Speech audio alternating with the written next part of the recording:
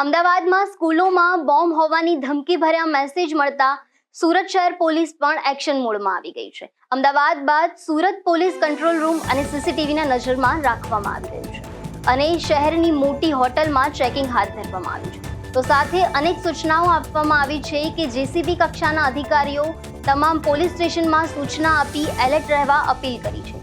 સુરત શહેર એસઓજીની ટીમો સતત પેટ્રોલિંગ કરી રહી છે અને બાતમીદારોને એક્ટિવ કર્યા હતા.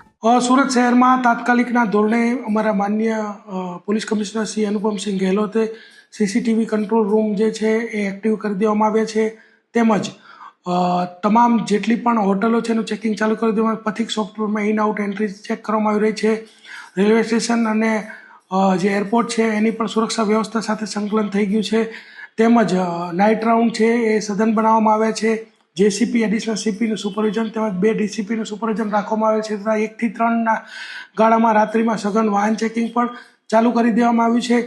તેમજ તમામ જે સુરક્ષા વ્યવસ્થા છે તમામ Surat city police, SOG, crime branch તમામ એક્ટિવ મોડ પર મૂકવામાં આવેલા છે.